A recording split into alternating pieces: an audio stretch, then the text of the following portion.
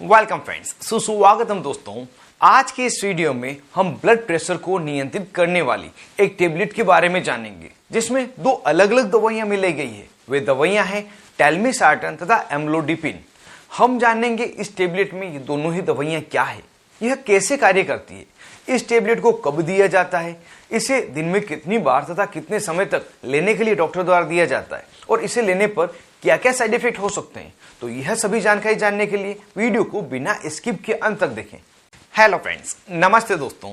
यह टेबलेट एक anti hypertensive class की टेबलेट है, जिसमें telmisartan angiotensin second receptor antagonist है, जो ब्लड वेजल्स को सिकोड़ने वाली टाइट करने वाले सब्सटेंस को ब्लॉक करता है, जिससे कि ब्लड वेजल्स रिलैक्स रहती है और ब्लड फ्लो आसानी से होता है।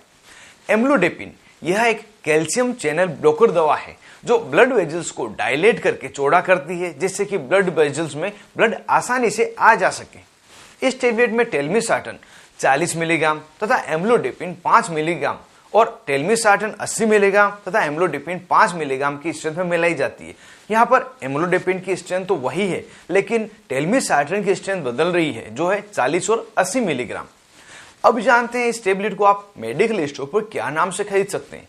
तो कुछ पॉपुलर ब्रांड नेम जैसे कि Telma AM tablet, Telmikind AM tablet, Telista AM tablet, Maxart AM tablet आदि। अब जानते हैं इस टेबलेट को कब कब दिया जाता है। तो इस टेबलेट का प्रयोग मुख्य रूप से मरीज में ब्लड प्रेशर को नियंत्रित करने के लिए लिया जाता है। साथ ही ब्लड प्रेशर से जुड़ी हुई जो बीमारियां हैं, उनमें भी इसका प्रयोग लिया जाता है।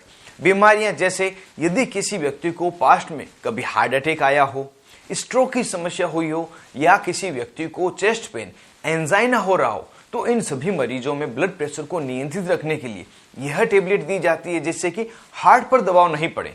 यहाँ थोड़ा सा इंट्रोडक्शन ब्लड प्रेशर के बारे में जान लेते हैं। तो मानव शरीर का सामान्य ब्लड प्रेशर 120/80 माना गया है। हालांकि अलग अलग उम्र में यह अलग अलग हो सकता है, लेकिन कॉमन रिकमेंडेड ब्लड प्रेशर यही है। यदि ब्लड प्रेशर इससे अधिक बढ़ा हुआ है तो उसे हाई ब्लड प्रेशर कहा जाता है, और इस टेबलेट का प्रयोग हाई ब्लड प्रेशर को नॉर्मल तक लाने के लिए ही किया जाता है।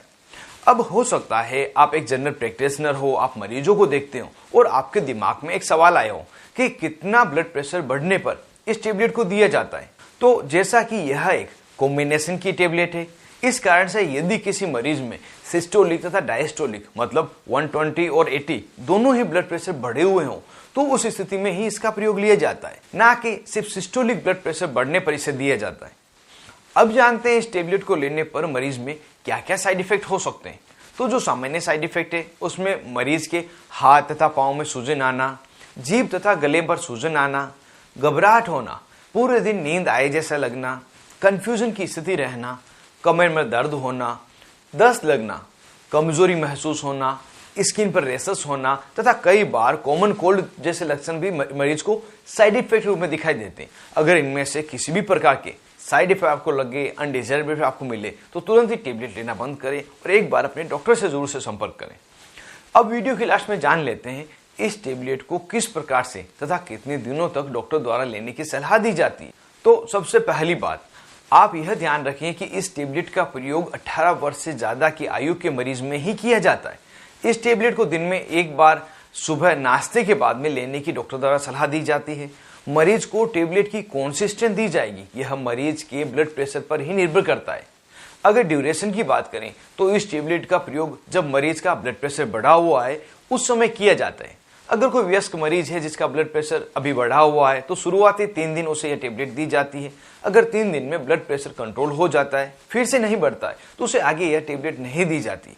और अगर दवा बंद करने के बाद ब्लड प्रेशर वापस से बढ़ रहा है, तो उस मरीज को नियमित रूप से यह दवा लेने के लिए सलाह दी जाती है। साथ ही मरीज को कम नमक खाने की भी सलाह दी जाती है, जिससे कि ब्लड प्रेशर अचानक से नहीं बढ़े। और अगर इस टेबलेट को लेते समय आपके जीभ पर सूजन लग रही हो, गले में कुछ अटका हुआ महसूस हो रहा हो, तो एक बार इस टेबलेट को लेना बंद करें और अपने डॉक्टर से मिले, क्योंकि यह इस दवा के साइड इफेक्ट्स हैं। तो दोस्तों, आज की इस वीडियो में हमने टेलमिसार्टन तथा एम्लोडिपिन कॉम्बिनेशन की एक एंटी हाइपरटेंसिव ड्रग के बारे में जानना है, जो ब्लड प्रेशर को नियंत्रित करने के लिए प्रयोग लाई जाती है। उम्मीद करता हूं यह वीडियो आपको पसंद आया होगा। अगर यह वीडियो आपको पसंद आया तो वीडियो को जोर से लाइक करें और ऐसी ही नई दवाओं के बारे में जानकारी जानने के लिए चैनल को सब्सक्राइब करना नहीं भूलें।